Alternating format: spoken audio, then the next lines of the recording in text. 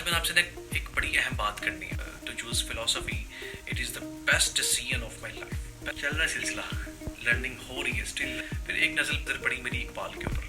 अगर आप इकबाल को नहीं ना पढ़ेंगे तो आपका सीएसएस नहीं होना सर. इकबाल का बेसिकली पर्पस क्या था? I am here. ये देखिए, मैं आपको दिखाने की कोशिश करता हूँ जो भी मैंने काम किया है ना.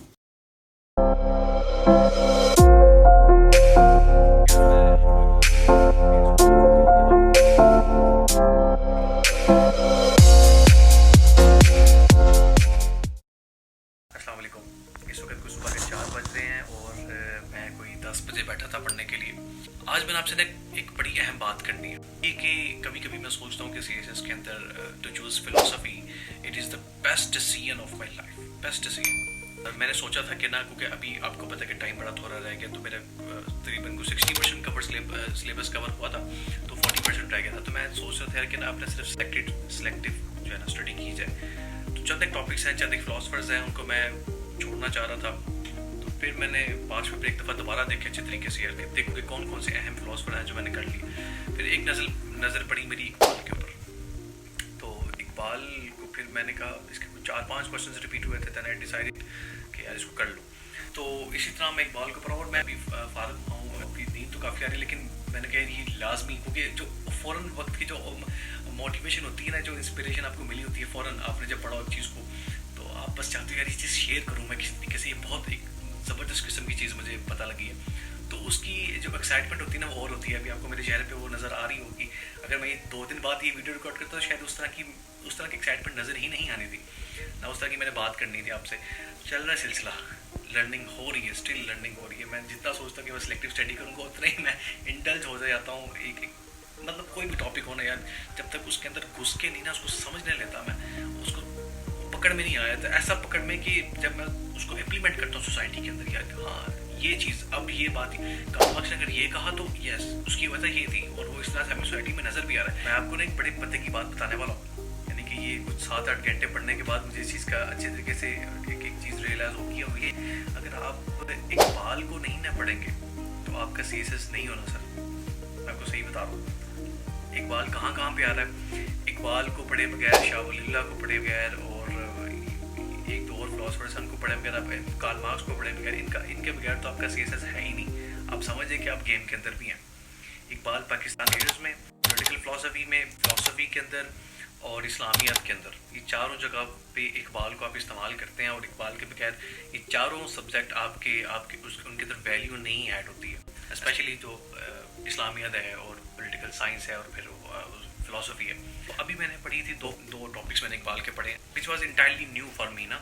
उसमें से एक था खुदी, और दूसरा जो टॉपिक था वो था इकबाल का तरीका इज्तिहाद. मैंने जब बुक पढ़ी थी ना, तो reconstruction of religious thought in Islam, तो मैंने उर्दू की ट्रांसलेशन में पढ़ी है, क्योंकि इंग्लिश में मुझे नहीं समझ आ रहा था. उर्दू में उससे भी ज़्यादा मुश्किल था, लेकिन बट जितना मैं उसमें समझ सकता था मैंने कोशिश की उस चीज़ को समझने की. और वो मैंने इस्लामियत में पढ़ी थी, और वो मेरी फ़िलोसफी के अंदर फिर मुझे काम आई. और फिर वहाँ से मैंने काफ़ी हिंट लिए, और फिर मैंने इज्तिहाद को अच्छे डिटेल में पढ़ा कि इकबाल का बेसिकली पर्पस क्या था, इज्तिहाद को क्यों उन्होंने कहा कि इसका रीन्यू होना चाहिए एंड ऑल द स्ट्रक्चर.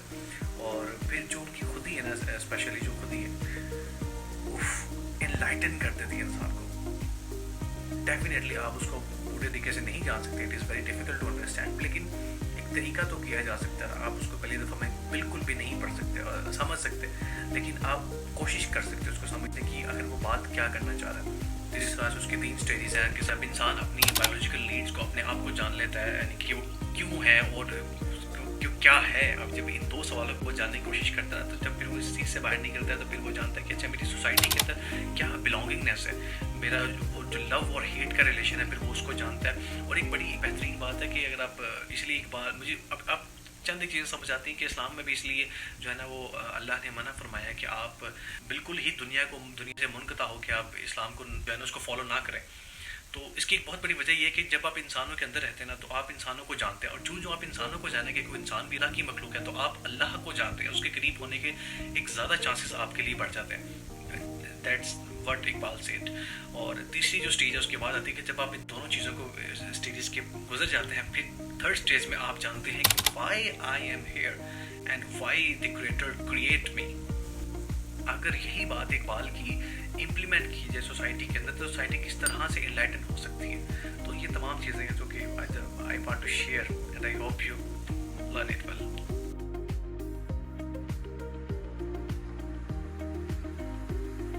یہ دیکھیں میں آپ کو دکھانے کی کوشش کرتا ہوں جو بھی میں نے کام کیا ہے نا.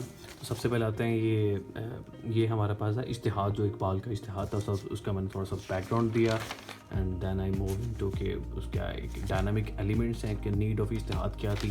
اور یہ 6 چیپٹر ہے اقبال کے لیکچر کا نا, جو ریکنسٹرکشن ریلیجیس تھاٹ ان اسلام بک ہے نا اس کا. تو اس پہ کوشچن آیا ہوا تھا, انہوں نے صرف اسٹیٹمنٹ دی تھی اور انہوں نے اقبال کے بارے میں اس سے پوچھا تھا. تو یو مسٹ نو کہ یار یہ کس بک سے آیا ہے اور کون سا چیپٹر ہے, اور پھر یہ سارے حوالے میں نے اس کے وہ دیے. اور پھر میں نے اینڈ پہ نا اس کی آؤٹ لائن لکھ لی کہ یار یہ اس کی آؤٹ لائن ہے, اور اس طرح سے میں نے اس کو فالو کیا.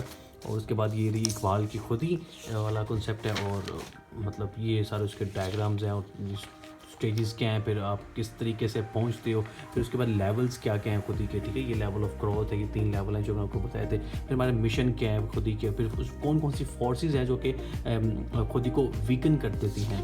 اور پھر یہ شعر یار میں لازمی پڑھنا چاہوں گا, یہ تو مجھے بہت اچھا لگا کہ اقبال فرماتے کہ کل شہر میں چراغ لیے پھر رہا تھا شیخ, کہتا تھا ناقصوں میں ایک انسان کی ہے تلاش, دل بجھ کیا ہے سستے دل بجھ کیا ہے سستے دل بجھ کیا ہے دل بجھ کیا ہے سستے رفیقان راہ سے, شیر خدا و رستم و دستاں کی ہے تلاش. میں نے کہا کہ ڈھونڈ کر ہم تھک رہے اسے, کہنے لگا کہ ایسے ہی انسان کی ہے تلاش. یہ تو مجھے یاد ہو گیا میں نے ایک دفعہ ہی پڑھا اور مجھے اتنا زبردست لگا نا کہ میں کیا بتاؤں. اچھا, یہ پھر اقبال کی آئیڈیل سوسائٹی ہے, اور یہ اینڈ پہ میں نے کمپیریزن کیا ہے